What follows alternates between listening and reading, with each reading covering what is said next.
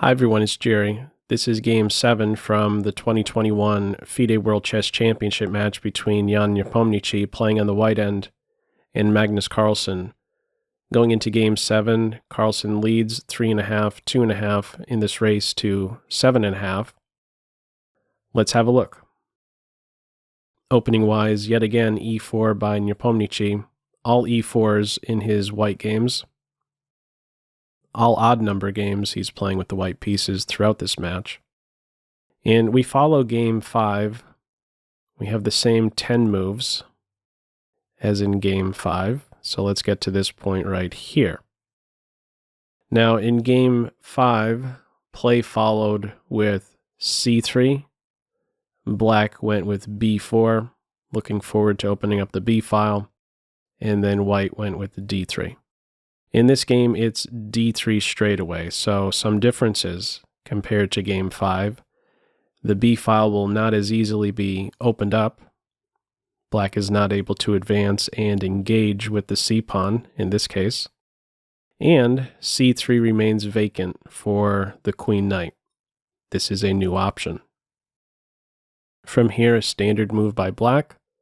Flight square, watchful eye over knight jumps, or bishop move. Knight c3 follows.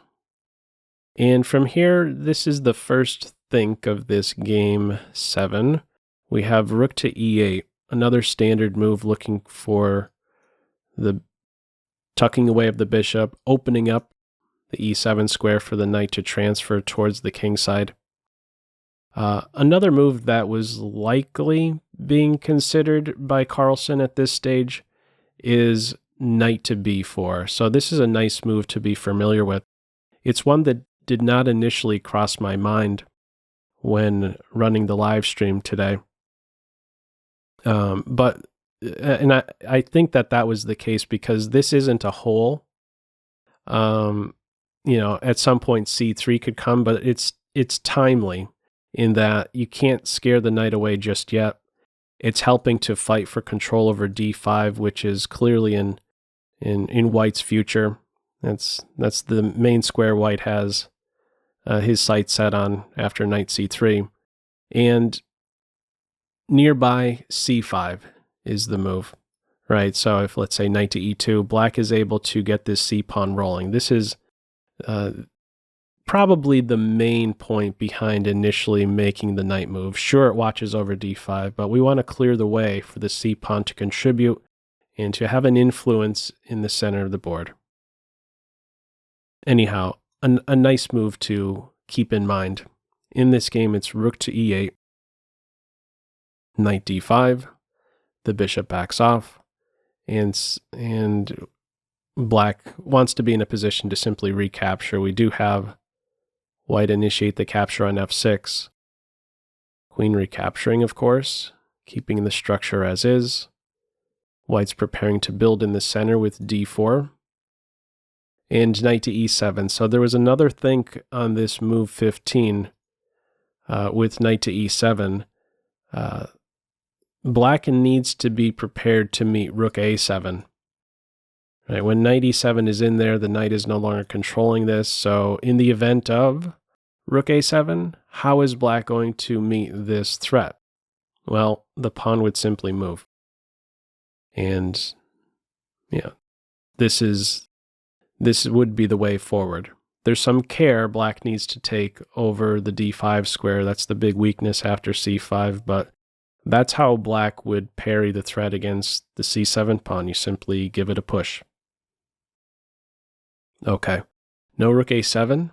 In this one, it's more development, bishop to e3, bishop to e6, and now an instructional moment after this move 17, d4 on board.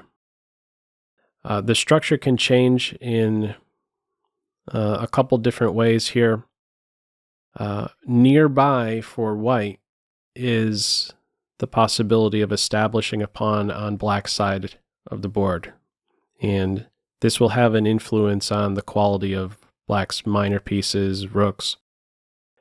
How to deal with this possibility? d5 not only space, but in this particular case nearby, it's going to be hitting with tempo. Black comes up with a plan that's pretty direct. It's going to give some direction to white and not give white a wide variety of options. He's going to generate some threats. So let's see black's approach here. First, he initiates the capture on d4. In the game, c takes d4 was played, keeping this duo around. If the bishop, there's a few different ways to capture. If you take with the queen, that's bad. You lose the piece. But let's have a quick look at the piece recaptures first. If the bishop's recapturing, this really isn't causing black any problems. The queen gets out of trouble. If bishop takes bishop, the queen recaptures. Things are fine for black here. If the knight recaptures, this is one to touch on. I found it interesting that in this position, with the piece recapture, or with the knight recapture on d4, black can make any move with these pawns right here, and they're all pretty good.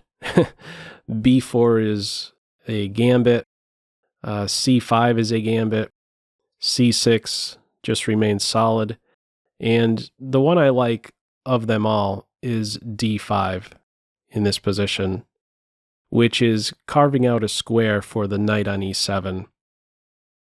Currently, the knight on e7 is boxed out. Temporarily, black is down a pawn, but it'll soon be hunted, and this knight will soon occupy a tremendous outpost on d5. Anyhow, want to give an idea of a way forward from that position. In this game, it's the recapture with the pawn. A duo is present. Once again, possibility for a space invader pawn with d5, tempo gainer. Black sidesteps that. There will be no d5 with tempo, we can say that for sure. The light square bishops have been exchanged. The queen is promoted, she's developed, but no d5 with tempo. And now, after this knight move, there's a threat on e4. And it's not easy to deal with. It's uncomfortable. You could go into a strict prevent, right? You could defend like this, but black has some active plan. And this active plan involves getting this c-pawn rolling, and it turns towards a Benoni-like structure. Black will have a majority, a b and c pawn versus the b pawn nearby. So instead of watching over this pawn, instead of making a strictly defensive move, white goes after the c pawn. Keeps this rook on the open file. Doesn't want to defend e4. White is prepared to exchange the center pawn and get this c5 pawn. Black doesn't allow this. In this position, black plays c5. And this is where you see this f8 bishop, which currently wasn't really a contributor. It now contributes. It's having an influence on the center, because it's helping to support the c5 pawn, however indirect that is. If instead of c5, if black captures on e4 and we have this trade, white it's still okay for black, but we're nearing a position where white starts to have some pressure on f7. There's some coordination there. So instead it's c5. Black in a way is saying, I don't want you to establish a rook on the 7th rank so easily. And there's still a problem on e4 that you have to address. So from here we have e5. This is really the last attempt in this center to try and stir up some trouble, to try and keep some imbalance with the pawns. But it's not easy to do that. If e5 is the best try in order to cause some trouble, cause some imbalance, If instead of e5, white goes with this variation, there's really not much happening because we have simply a b pawn. Everything is the same here. Nothing fancy on the king side. Structurally, 4th rank b pawn for black. This guy's still home. Not much to play for. Everything's defended well enough. So nothing exciting there. And so therefore e5 is the better attempt at getting an imbalance. After e5, the reply here is queen to f5. This is a very strong move. If you capture on e5, white is able to take on c5, and we have some imbalance.